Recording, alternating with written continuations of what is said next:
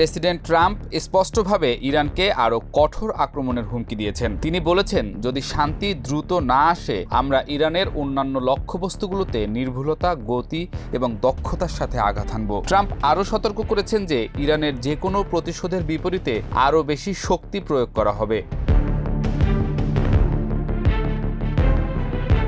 ইরানের পরমাণু কেন্দ্রে হামলার পর তার ক্ষয়ক্ষতি ও পরিধি নিয়ে দুই দেশের পক্ষ থেকে দেয়া পাল্টাপাল্টি বিবৃতিকে ঘিরে আন্তর্জাতিক রাজনীতিতে রহস্য। ট্রাম্প দাবি করছেন হামলা সফল হয়েছে। ইরান বলছে অনেক আগেই পরমাণু কেন্দ্র তিনটি স্থানান্তরিত করা হয়েছিল।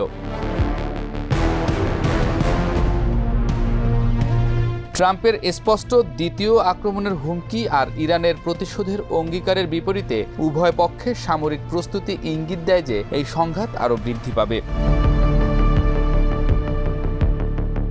ইরানে হামলার তীব্র নিন্দা জানিয়ে তেহরানের কর্মকর্তারা এর প্রতিক্রিয়া হিসেবে কূটনীতি অচল হয়ে গেল বলে মন্তব্য করেছেন। ইরানের রাষ্ট্রীয় মিডিয়া প্রথমে হামলার খবরকে ছোট করে দেখানোর চেষ্টা করে। তারা স্বীকার করে যে ফোর্দো স্থাপনাটি আংশিকভাবে হামলা শিকার হয়েছে, তবে দাবি করে যে সাইটটি আগেই খালি করে ফেলা হয়েছিল এবং সেখানে যে ক্ষতি হয়েছে তা শুধু উপরের স্তরে, যা দ্রুত মেরামত করা যাবে। ইরানের পরমাণু শক্তি সংস্থা দৃঢ়ভাবে জানিয়েছে যে ওই প্রধান কেন্দ্রগুলোতে হামলা হলেও তারা তাদের শান্তিপূর্ণ পারমাণবিক কর্মকাণ্ড চালিয়ে যাবে।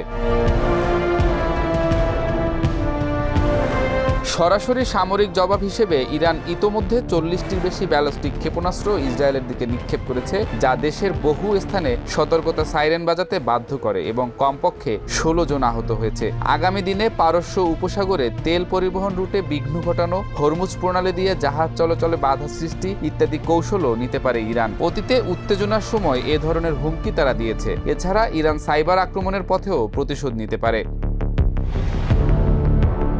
সর্বোচ্চ নেতা আয়াতুল্লাহ খামেনি স্বয়ং যুক্তরাষ্ট্রকে সতর্ক করে বলেছেন যে ইরানের বিরুদ্ধে হামলা চালালে তা তাদের জন্য অপূরণীয় ক্ষতির কারণ হবে।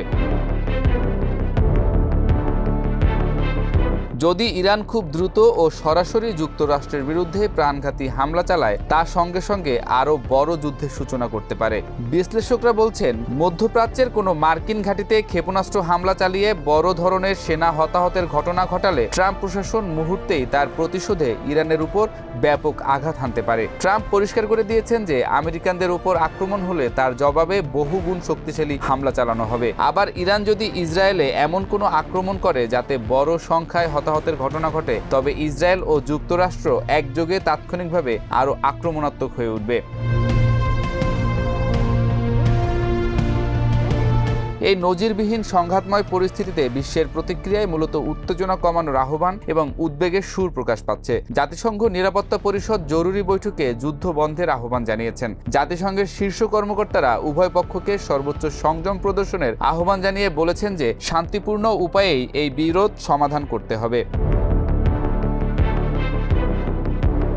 চীন, রাশিয়া সহ অনেক দেশ ইরানের উপর হামলার কড়া সমালোচনা করেছে। মস্কো এই হামলাকে দায়িত্বজ্ঞানহীন বলে আখ্যা দিয়ে বলেছে এতে আঞ্চলিক স্থিতিশীলতা আরও বিপন্ন হয়েছে। চীনের প্রতিনিধি জাতিসংঘে বলেছেন, ইসরায়েলের এই ধরনের পদক্ষেপ আন্তর্জাতিক আইনের লঙ্ঘন এবং ইরানের সার্বভৌমত্বের প্রতি হুমকি। পাকিস্তান, আলজেরিয়ার মতো দেশগুলো পারমাণবিক স্থাপনার উপর হামলার নিন্দা জানিয়েছে।